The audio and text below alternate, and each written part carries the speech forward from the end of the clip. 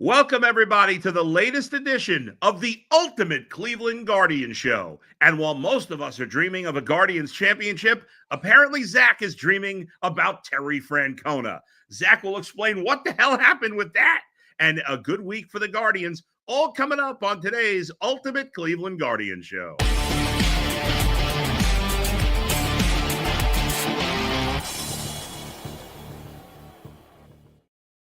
All right, Zach, that was my bizarre open. And like right before we went on the air, Zach says, I had a dream about, because I mentioned the Reds. I was talking about the NL Central, and I said, I thought the Reds would be competitive, and they have been. And that's when you mentioned that you had a dream about Terry Francona. Well, first of all, what you weren't talking inside your brain. You weren't talking so much about the NL Central. You were gushing about your beloved Cubs and how that's fair. They're World Series bound or something. Yeah, I don't know about that, but I don't remember my dreams very often. But most of the time, they relate to work, and they come when I am just I don't know, most stressed about work. And so this one was weird. We were at like a dirt bike track, and Terry Francona was challenging people to ride his scooter on the dirt bike track, and like whoever had the best time won or something. So and I don't know why I had ski poles too, and those helped me win. It was bizarre. I don't know. So you weren't covering the event, you were participating. Yeah, I think I won. But did you, let's try to analyze your dream here. So the ski poles was maybe some sort of cheating. Yeah. What does that mean? No one noticed. I don't know. I mean, this is better than the usual dream of I didn't go to class all semester and now I've got a final exam. Oh, yeah. Like I have that one once a week. Yeah. Why do you think you have those dreams, Zach? What is going on with you that you are dreaming about that? You are an accomplished author and writer, and you're still worried? I don't know. Did you see the movie? This is a little probably not. You're not a big movie guy? No. Go ahead. There was a movie years ago. I might have been the 80s, certainly maybe the 90s, called Summer School. No. Okay.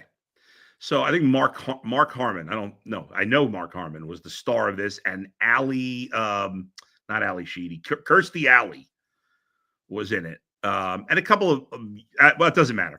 Anyway, there was this kid. It's a bunch of kids who are, F-ups, and they all have to go to summer school instead of enjoying the summer that's in California. And this one kid on the first day of summer school goes to the bathroom, and then he doesn't come back into the movie or the classroom until the day they're taking their final exam.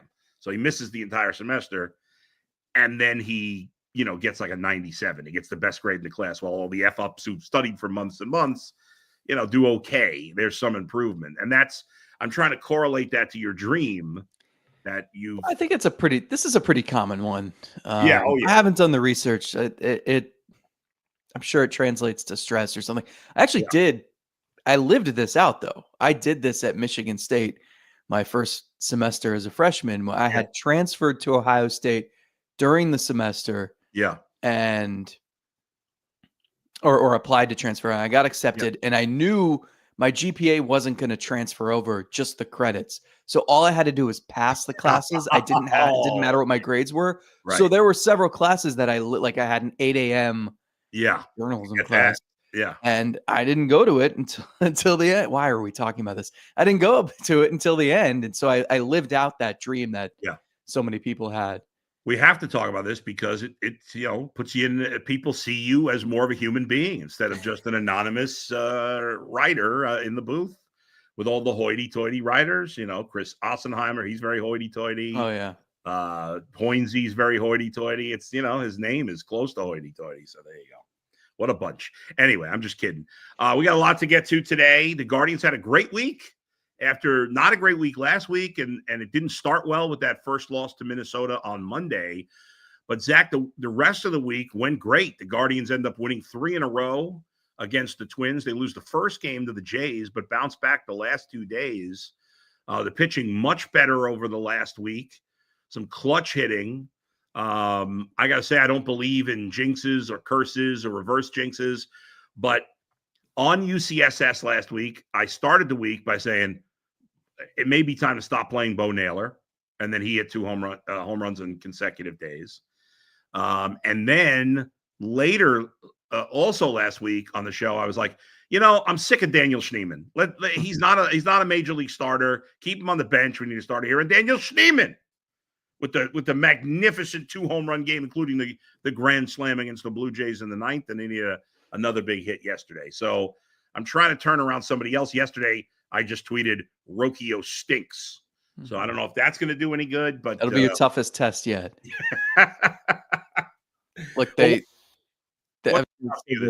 with the going 5-1 after losing that first game to the Twins. Yeah, and you want to know the final scores of those 5 games? Yeah, 1, 4-2, 4-3, 5-3, 5-4. Yeah, it's a dangerous way to play. Oh yeah, win these 1 and 2 run games, but they kind of proved this last year. If you have a dominant bullpen, you can do it. They're going to have to get more offense. They're going to have to get better starting pitching. Yes, but yes. And I think we keep saying this, but as they sort all this out and award playing time to the guys who deserve it, as you're seeing with Schneemann, as you've seen with Gabriel Arias, Angel Martinez, they keep winning. So it's like, a lot of times when you're figuring things out and you have guys struggling and you don't know if you have the right people in the right places, you don't win games.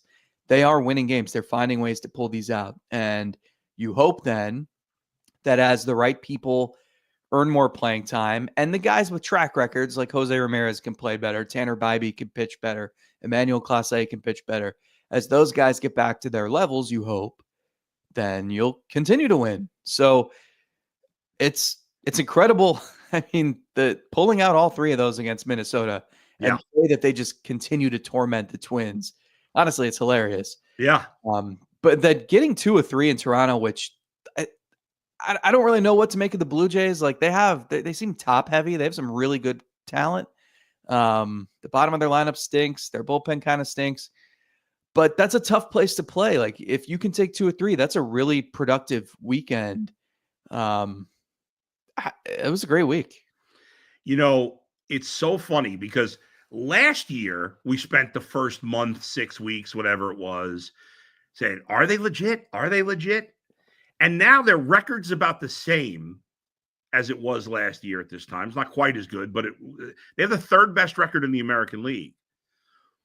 And we may not be asking the are legit question, are they legit? But there's a lot of data points that say this is not sustainable because their run differential is the 4th worst in the American League.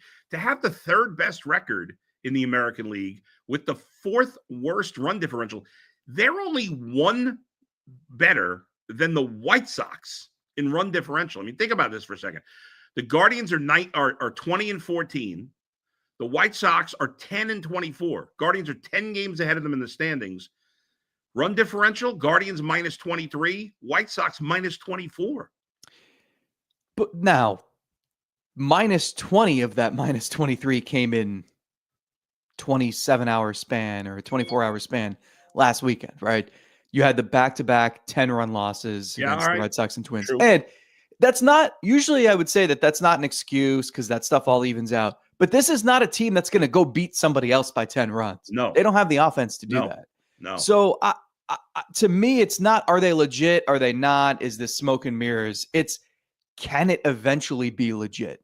When I can stop watching Brian Rocchio every day, when I can stop watching, once they get Shane Bieber back, once they get David Fry back, once they get some answers on the infield, once they figure out right field. And look, some of that, like you're not going to be able to address all of that internally. That's correct. You're relying on guys coming back from injuries. You're relying on, probably Juan Brito, Chase DeLauder, whenever they come back from injuries. So, you're going to have to make some trades if you really want to make this legit down the line. But I guess my point is, we understand the foundation of this team, and I think we're starting to learn maybe who the guys are who deserve to stick around, who can help you get to that point where you become legit.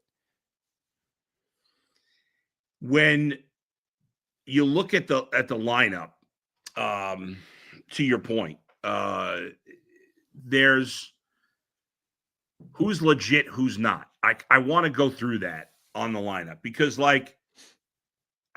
I guess it depends what you're looking for, right? Angel Martinez has a real good OPS. His OPS is solid. He's got no home runs. Let's start there. Angel Martinez. Are you buying him? Do you feel like he's solidified a spot or no? No, and it'll get complicated when Lane Thomas comes back. Yeah. With him, I'm just playing him until he stops hitting. Like I can't afford to not stick a guy who's hitting 324 in the lineup. Even though he doesn't walk, even though he doesn't hit for power, I need that bat in there somewhere. And his defensive versatility is helpful too. I'm at a point, like if you're Stephen Vogt, you're playing the guys who are performing. And it doesn't matter necessarily what you expect to happen or what you hope. Like, look, Brian Rocchio, I think we all thought, hey, this guy can build off of October. It'll be great. And he just hasn't done it and doesn't look like is he showing any signs? Like, look, I'm sick of mentioning Nolan Jones metrics and Kenzie Noel's metrics, but at least I have something I can cling to say, like, maybe those guys can run into one or maybe they'll break out at some point. With Bo Naylor, his metrics have looked good, and he's made tangible changes where he's walking more, he's striking out less, and I think you're starting to see him emerge. He had a great week. So it's with Rocchio, I have nothing to point to. With Martinez, at least I can say the guy, no walks, no home runs, but the guy's hitting. Daniel Schneemann, why would I take him out of the lineup? He should be playing every day right now. He's probably hitting second right now. So I'm looking for a pulse. And if you have a pulse, you're in the lineup. Speaking of a pulse, under the radar here is the struggles of Jose Ramirez. He has, I believe, 4 extra base hits since that 3 home run game, or 4 or 5. He's hit 1 home run. I think he's got 3 or 4 doubles. We're talking a month now, Zach. His OPS is tanked. What is going on with him? I know he plays through injuries, but every time he plays through injuries, he seems to play terribly. He got a second injury this week, missed a game. How concerned should we be about it? He's one of the very few guys is a sure thing, but he's been terrible for a month. It's tough to say because his, if you want to peek under the hood, his metrics never really tell you what they should. He's not a guy who's going to hit the ball super hard. He's not a guy, he's a guy who just makes a ton of contact and hits the pitches he knows he can hit. And so, his strikeout rate's incredible.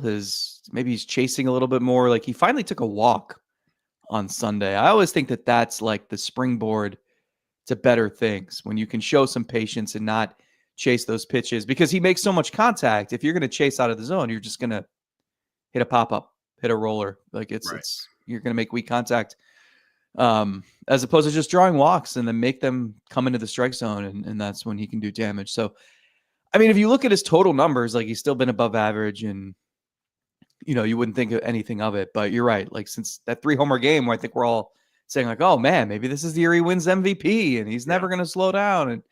And, he certainly has. So I'm assuming we look up in a couple months and his numbers are where they always are, but you do wonder more once you get into your 30s, just if your production's going to start to decline. I think it's a fair question. Yeah. Listen, if he starts to decline this year, if that becomes a serious thing, it's a disaster. Well, and that's the key, is that they've built this lineup around him and Stephen Quan being all world players. There's no margin for error. So that's why it's more glaring. They need him to be MVP caliber. Yeah. Our title sponsor today is Epicor. We'll hear more from Epicor later. Couple other guys I wanted to hit on the lineup. Obviously, Kyle Manzardo has been great at OPS at 821, third best on the team behind only Schneemann and Stephen Quan. Leads the team with 8 homers, leads the team with 20 ribbies.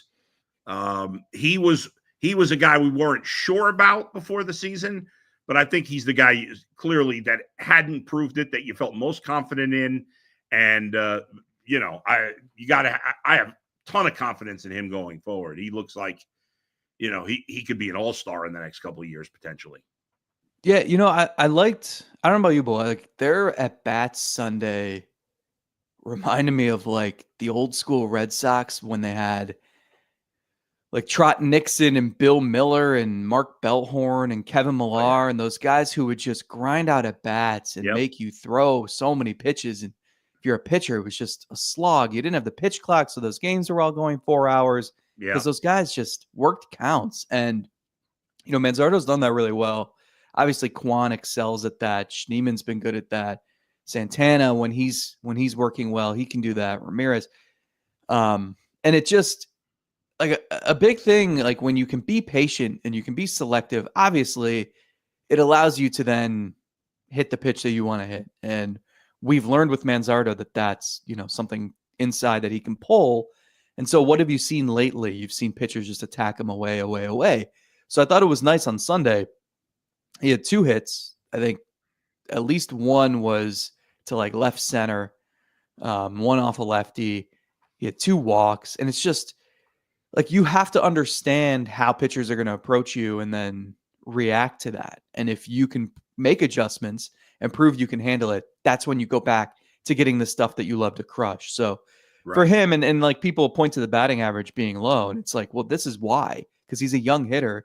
And the first couple of weeks of the season, his batting average, everything was off the charts because pitchers didn't know how to pitch him, and they're throwing him pitches inside, fastballs, and he's crushing everything. And lately, you've seen pitchers throw junk away, and so once he proves that he's fine hitting a single to left center, which he did on Sunday. I think that'll leave him back out, but he's been great. They need that power in the middle of the lineup, and the guy's on pace for like almost 40 home runs. Like it or not, it's funny. I hadn't really thought about his bat. Like I wasn't even sure what he was batting. I just looked at it before, happened to look at it right before you said it, that he wasn't, people were talking about his batting average. He's hitting 219. It used to be, when I was a kid, when you were a kid, even, batting average was such an important, and I'm not saying it's not important at all, but I always look at OPS now more than batting average. And he's doing what they need him to do. Yes, obviously you'd like him to be a 260 hitter in this day and age of baseball as opposed to 220. But he's hitting for power. He's getting, to have a 325 OPS is not great, but considering he's hitting 219, it's pretty good. So yeah, 17 walks is great. And I think people also lose sight of the fact that the league average, the batting average league wide, is 242. Like it's not 280 anymore. I know. This is not your grandfather's Major League Baseball. No, it's so different. Again, some people like it, some don't. I'd love batting averages to be a little higher. Only not because I care about the batting average itself, just because there's more action, and I like to see that. But it makes me appreciate Stephen Quan more. I mean, the guy's hitting 333, and he is that old school hitter who can just irritate the hell out of any pitcher because there's no pitch he can't get to. He hit it in a bat against Kevin Gossman on Saturday that was like, I was blown away.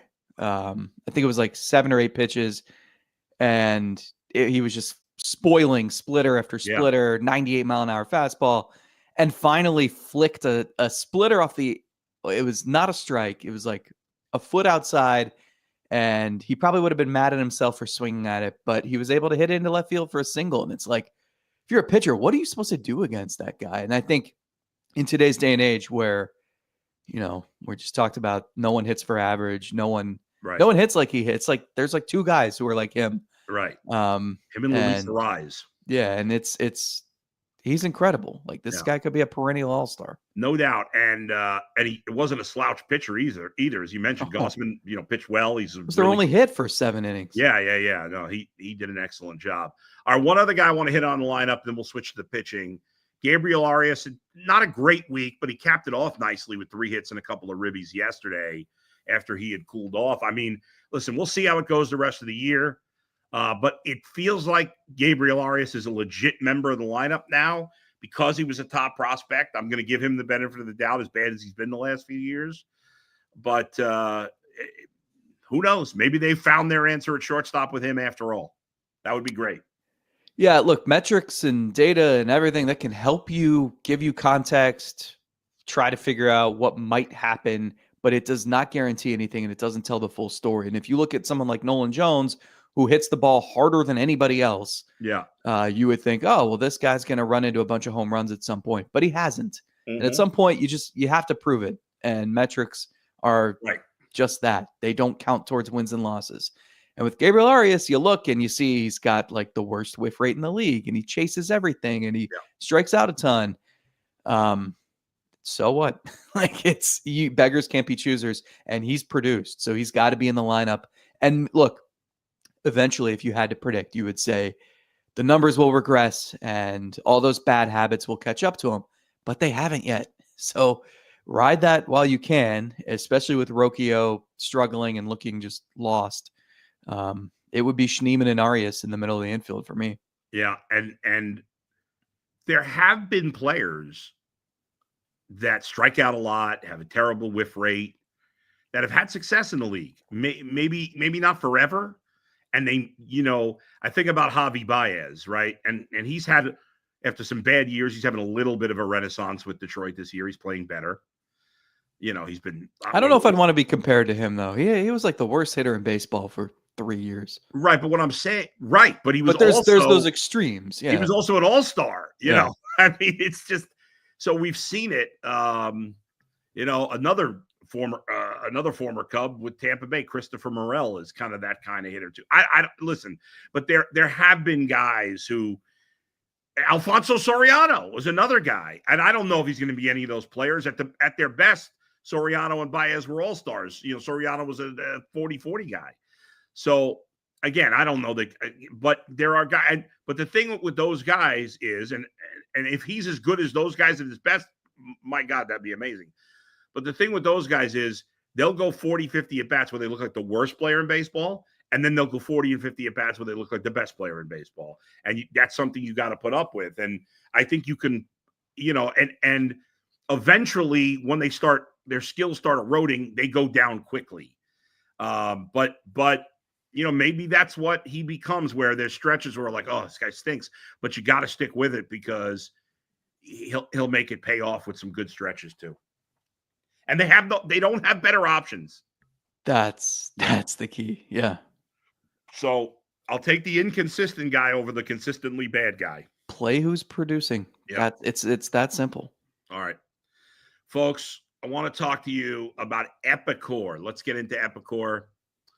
Every team knows the value of hard work, of taking pride in what you build when it comes to sports, of course, and practicing every detail to get the best results. But no one player, no matter how amazing, can do it alone. Working together makes getting the win easier. At Epicor, the all-stars are the hardworking manufacturers and distributors who create and deliver the things we all need, from aerospace to electrical to medical devices. Epicor ERP solutions are created by industry experts to help make every day easier. Seeing your whole supply chain is easier. Managing logistics is easier. Responding to price changes is easier. For small businesses with big dreams to growing enterprises with global vision, we'll equip you with the right tools to move forward. Think ahead and lead the way. Because as the clock ticks down, you need to make the most of every hardworking minute. Easier doesn't cut corners. Easier finds the lane. Discover your success at easierwithepicor.com. That's easier with EPICOR.com. All right, Zach, you're up. Look, the NBA playoffs are in full swing, and every night delivers highlight-worthy performances, major momentum shifts, can't-miss moments. And whether it's a game-winning shot or a breakout player, there's never been a better time to get in on the action. FanDuel makes it easy to stay in the game before tip-off and live with player props, performance trends, and same-game parlays. Fans have more ways than ever to play smart and win big. Look, maybe you thought that the Cavs might drop game one, and you said, hey, maybe I'll wait till that series line drops from, I think they were like minus 550 when it opened, to now down 0-1, minus 225. Maybe you want to jump on that. Maybe you think Ty Jerome will rebound from a rough game one, and you like his over on his point total in game two. Whatever it is, if you're new to FanDuel, it's the perfect time to sign up. Head to FanDuel.com/UCSS. Place your first $5 bet. If it wins, you'll get $200 in bonus bets. Make every moment more with FanDuel, the official sports betting partner of the NBA. Bull, where were we on the Cavs? Did that rock your confidence at all? No. It's one game. People are, and I'm an emotional guy, as you know, obviously, but I've been around long enough to know in these series, happens in baseball, happens in basketball. You have I think about it this way. The Pacers cannot play better than they did yesterday. They played probably true. Not only an A game, nobody had a bad game for them. Nobody. Every player on that team shot well. Their starting lineup was phenomenal. The Cavs, who have been the best three-point shooting team all year, couldn't make a three to save their lives. Donovan Mitchell was 1 of 11 from 3. So they were terrible in that. They played terrible defense in this game. Some of it's obviously Indiana's a real good offensive club. So in my mind, the Cavs gave their C effort. And the Pacers played their best game they could possibly play. And it was still in doubt with 3 minutes to go. So I was very impressed with Indiana. How could you not be after that game? But I don't think they can play at that level again. And hopefully Darius Garland will be back. That will help. But no, I'm not panicking. I still think the Cavs are going to win the series. I think it's pretty important they win game 2 tomorrow. But no, I'm not panicking. Are you? I'm not panicking, but I'm curious to see how much of, you said the Pacers played an A game, the Cavs played the C game, but how much of that is the opponent kind of inflicting their will on them to make them play that level of game? Like, I'm just curious to see the adjustments. I think the Cavs are 10-point favorites in game 2, and it's for all the reasons you just said. But it's gonna be tough. Yeah, Indiana's good. I'm very well could be 2-2 through 4 games. No. Yes, right. But you know what? If it is, the Cavs are in good shape because then they'll have to do the last 3 at home. It was just interesting, and obviously we'll have to see what Garland's status is. But Mitchell and Jerome combining to take 50 shots is not how this team typically operates. And so, how much of that is how Indiana was obviously their pace and everything, and how they were defending the Cavs, and like what changes do you make? Like, do you have to mix up the lineups and not go with 2 bigs more? Do you?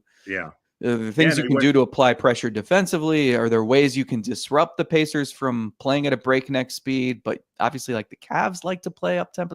I don't know. There's a lot of it's one of those interesting, like, I'm glad we have 7 games here to see how this ebbs and flows. Donovan and Ty Jerome combined to go 1 of 15 from 3. I can't imagine that's going to happen again. But yes, they need. I thought late in the third quarter, early in the fourth quarter, they did a much better job of playing defense and moving the ball. And they were really working the ball into the paint because the threes weren't working. And they were scoring baskets with Mobley and Allen and even Jerome and Mitchell getting to the basket. And they went away from that, I thought, late in the game. All right, we gave you a little ultimate Cavs. I just want to say the Pacers are the weirdest too, because I love, one of my favorite things is I always look at NBA box scores. Like every couple nights. And I swear the Pacers I always click theirs first because they've scored like 158 points or something. Like, oh my God. Like, how did they? And it's always against the Hawks. And I'll click, but like their leading scorer had 21. Yeah, they had like 8 guys with 15 to 20 points because they're just so balanced. And it was the same in game 1. Nemhard had 23 to lead them. Yeah. Cavs need to take it up a notch, no doubt. Play much better in game 2. Let's get to the pitching here in a minute, Zach. By the way, the Guardians start today's action. As I said, the 3rd best record in the American League at 20-14. The 2 teams that are better, the Mariners at 20-13, and the Tigers, who have the best record in the American League, and they are tied with the Mets tied with the Mets and the Giants for the fourth best record in all of baseball at 22-13. Their run differential, by the way, is plus 63. The Tigers. That is best. Their pitching's incredible. That's best in baseball. Cubs are second, plus 62. Then the Mets plus 56, and the Yankees plus 52. They've allowed 116 runs on the season. Only the Mets have given up less at 1. Oh no, wait. The Padres have only allowed 95 runs. Holy moly! Ruben Niebla working his magic. But the Tigers have played 2 more games than the Padres. But and they have 179 runs scored. That's the surprising thing. They're tied with the Red Sox for the 2nd most runs in the American League. I didn't have that, but But still, the Guardians in a good position at 20-14. Royals have righted the ship as well. They're now over 500. Even the Twins have played better after a terrible start. They're 15-20. So let's get to the pitching now, Zach, and let's start with in the bullpen with Emmanuel Clase, who, after losing his job for a day, got it back. And he's pitched very well here. I know he gave up a run yesterday. He got his first batter in the ninth was a 2-2 pitch that should have been strike three. What'd you think of the umpire on Sunday?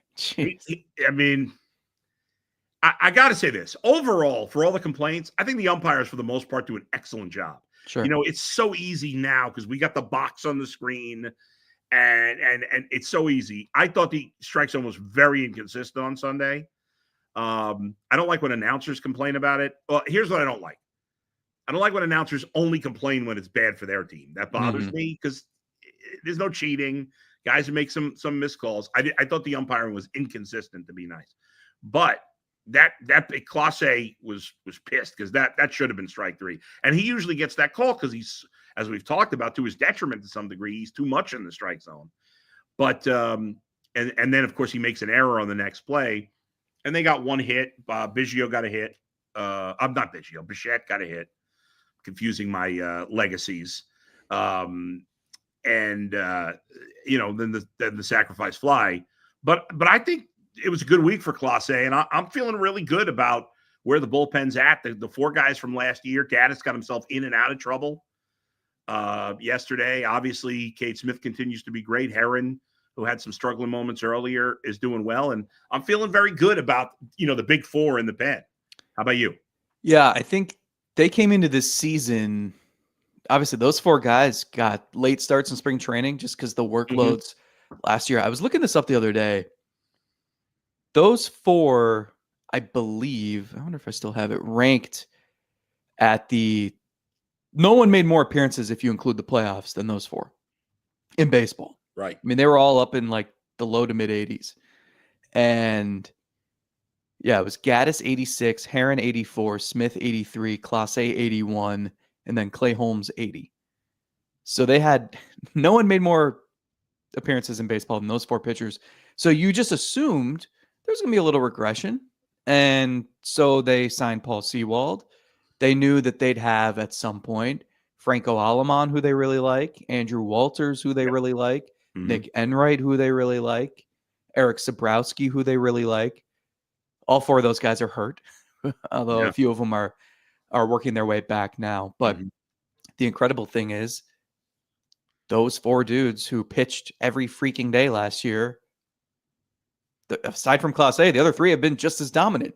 So Gaddis is the one who I think everyone expected to regress a bunch because he was a failed starter and his stuff is like good, but not great. And he's been the one Cade Smith just looks like a robot and automatic every time, but Gaddis has been incredible. That was the first time really that all season that he just like didn't look sharp, and he still got out of it thanks to Miles Straw batting with the game on the line. Well, but what I don't understand is for him. What? I couldn't believe that. That was beyond stupid. I wonder if that's why I had the Terry Francona dream last night. It's making sense now.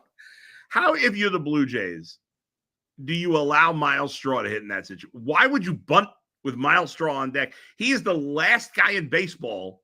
I'd rather have Austin Hedges up in that spot. There are some pitchers that I'd be more confident could lift the fly ball to the outfield for a sac. I'd rather have CC Sabathia come out of retirement today and have that at bat rather than Miles Straw. Yeah, so that helped Hunter Gaddis' ERA a little bit. But those guys have been great, and it's critical because the starting pitching hasn't been good enough. And as we laid out, like, you're winning all these close games because they can hold a 1-run lead for 4 innings. Mm-hmm. Yeah, I mean, it's really unbelievable, and that's going to skew some other numbers sometimes because of the dominance of the pen. Do you feel like Clase is all the way back, most of the way back? How are you feeling about him right now? No, I mean, he's on the road back. He was definitely hitting the corners, as you said, better throughout the week. Yesterday's outing was a little 2023 Clase-ish, where there's just always fluky stuff. Like every ground ball with him is an adventure because one, he's terrible defensively, and two, you're like chopping these 99-mile-an-hour cutters and there's funky spin and stuff. And it feels like he gives up more infield hits or broken bat bloops than anybody. Like I give Bo Bichette credit for taking a 99-mile-an-hour cutter, like kind of inside and at the letters the opposite way for a single. Like what are you going to do about that? So, but they need the bottom line is they need him to 100%. Be, you don't have to be as good as you were last year, but they need those four guys to be like Cade Smith was able to pitch the 7th against the top of their order because you knew you had Clase in the 9th. Like you have to have all four of those guys be clicking. And so you see the difference it makes for the team when they are. Starting pitching pretty solid this week overall. The final game of the series yesterday, Tanner Bybee leaves with cramps. He went 5 innings, 5 hits, 2 walks, 3 runs, 2 earned, 3 strikeouts. Listen, he didn't pitch great. It was well enough, but he overall hasn't looked as sharp as we'd like him to look so far. Yeah. And I mean, they need him to. I think he'll be fine. He had a bunch of, I never talk about the strike zone.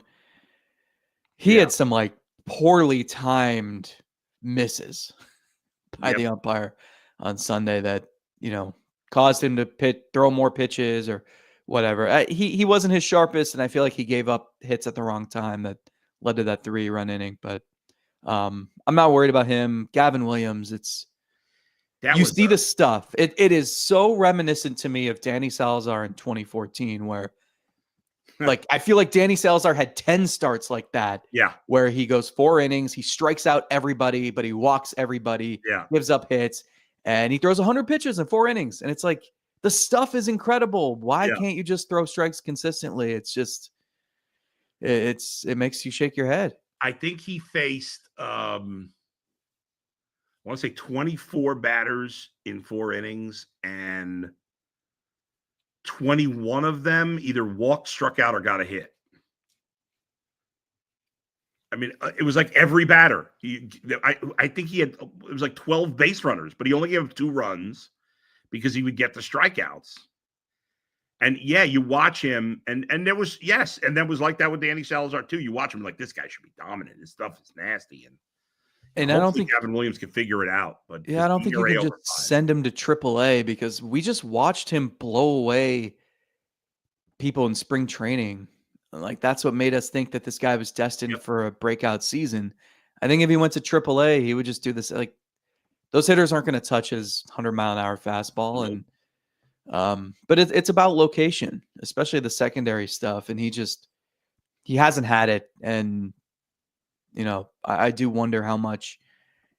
2 starts in a row, he's the first pitch of the game has been hit over the fence. So I don't know how much that shakes your psyche, but they need him to get it going. The starting rotation, I mean, it's just been so inconsistent. Yeah. I mean, Ben Lively pitched a really good game this week against Minnesota. Logan Allen was solid against Minnesota. And what they really need is, like, Logan Allen's got a 4.02 ERA. I can't ask for more than that. No. That's what I'm getting. Let's face it. The Guardians are getting what they should be out of Logan Allen and Ben Lively. Those guys, it's Bybee and Williams that need to be consistently good. Consistent. That's the key. And you need those guys to throw 6 innings. Like you can't have Williams throw. I mean, he made 2 starts this week and he went 6 innings total. Yeah. You can't have that. Can't have that. No. Bybee would have gone 6 if he didn't cramp up there, so you can't blame him. But it just feels like, especially with Williams, it's just like it's painful. It's just it's so, he labors through everything, and every hitter is 3-2, and that burns out your bullpen. I mean, the guy that deserves the most credit is Colby Allard, who great job, saved their bullpen Saturday and allowed them to set things up the way they did Sunday. So he did an excellent job, and good for them for letting him go long. All right, the Guardians continue their road trip in Washington. They will play today, 6:45. Ortiz and Irvin. Jake Irvin has been fantastic. His last start was not very good. He got roughed up by the Phillies. Before that, he'd been pitching great for Washington. Tomorrow, 6:45, Lively and Lord. And then on Wednesday, it's a 12:05 start. Logan Allen and Mitchell Parker. The Nationals have had some, like, Parker's pitched well for them. Irvin's pitched well for them. Obviously, Mackenzie Gore, they won't face him because he pitched yesterday, but they've had some good pitching there. And then the Guardians will come home later in the week after a day off Thursday. They have a 3-game series with the Phillies. It's a 6-game homestand total, including Milwaukee, the Sunday night game on ESPN. Some big hitters coming in. The Phillies overall haven't played great this year, but we know they got a good lineup, good pitching staff. They're a good team. So anyway, that's the upcoming schedule. We'll get to the fans' comments in just a second. But first, folks, I want to talk to you about MenuRx.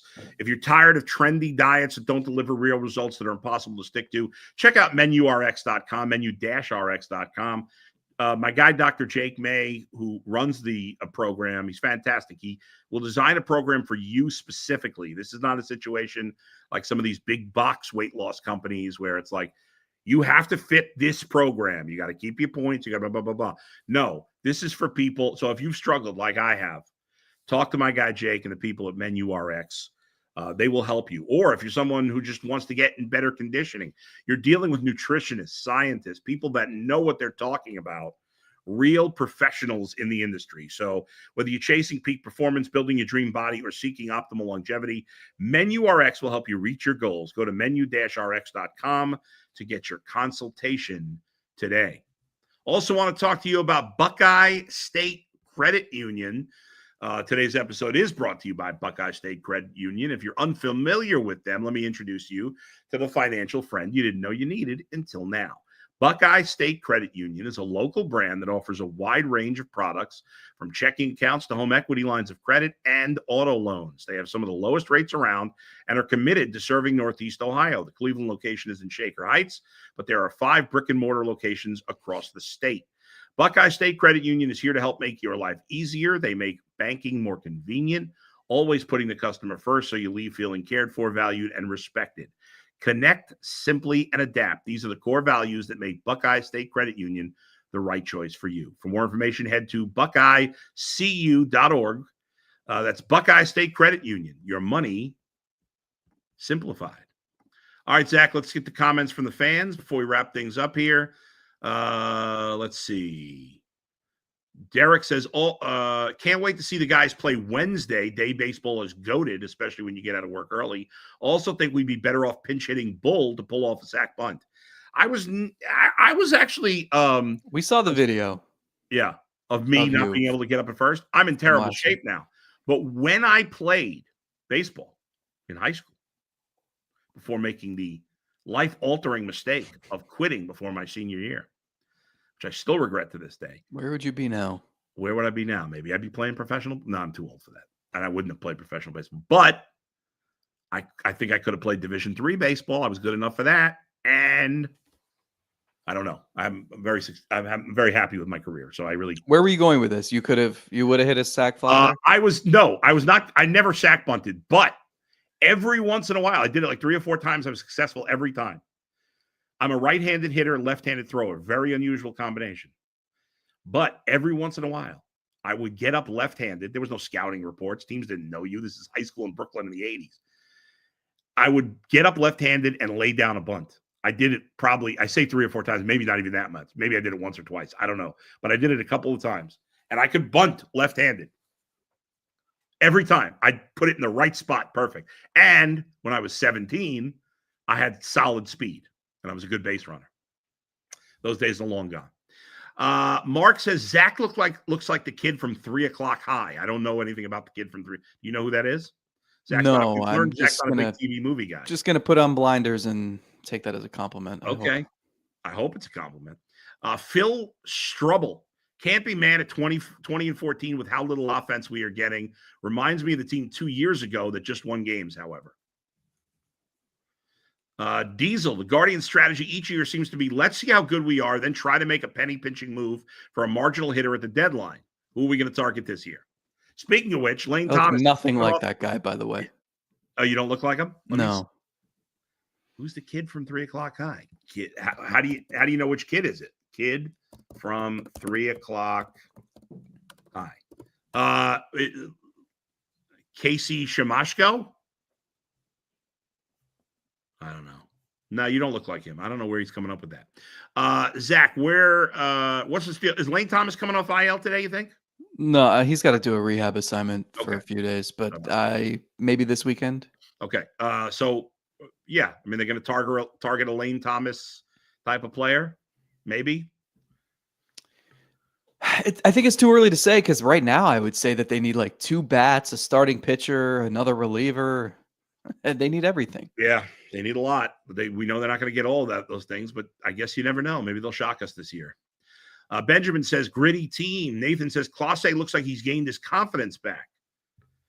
Diesel also, why is everyone assuming David Fry will be good again? Had a career year last year, at least in the first half. Well, I added that part. But it's hard to repeat that magic. Yeah, I'm not. I agree, but you're also like he's not going to play every day. No, he's also has to DH. I honestly, I don't really know how he fits because I don't want to take at bats away from Manzardo. Oh no, so he'd have to take at bats away from Santana.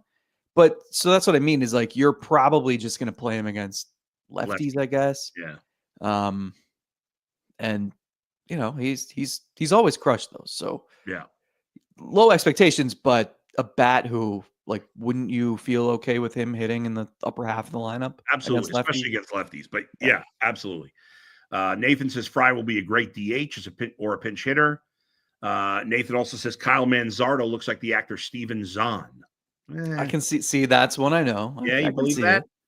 I don't see it. I guess I understand where they're coming from. The mustache is pretty bad for Manzardo, but whatever. He's hitting. I like the guy. Taylor says, I want to believe in Jones because the Savant page is so tantalizing, but I'm not certain it isn't false hope in similar ways to how intriguing Zimmer felt with high EVs. Walk percentage is his saving grace. I mean, Nolan Jones has proven something in the majors, unlike Zimmer, but. Yeah, and I keep clinging to the fact that Jones, like, he was better on the road than at Coors Field in 23, so it wasn't just that. He actually hit lefties that year, so it wasn't just feasting on righties. But again, like, you got to see it, and we just haven't. Yep. Mike Lucas says, Bull, call me when you wrap. G just called out sick. We need you to come in. Well, I'll get back to you soon, Mike. I'm not sure I can, but I'll let you know soon. Luke, is Will Brennan a viable option? I'm done with Will Brennan. I know he's doing well in AAA. I don't really care, but I don't know. Where does he fit? He doesn't. He'd be replacing Nolan Jones. Jones is out of options, though, so I think they're going to. I got to stick with Jones longer than this. There's too many guys struggling. I believe in him more than I believe in Rocchio because he's actually had success in the big leagues.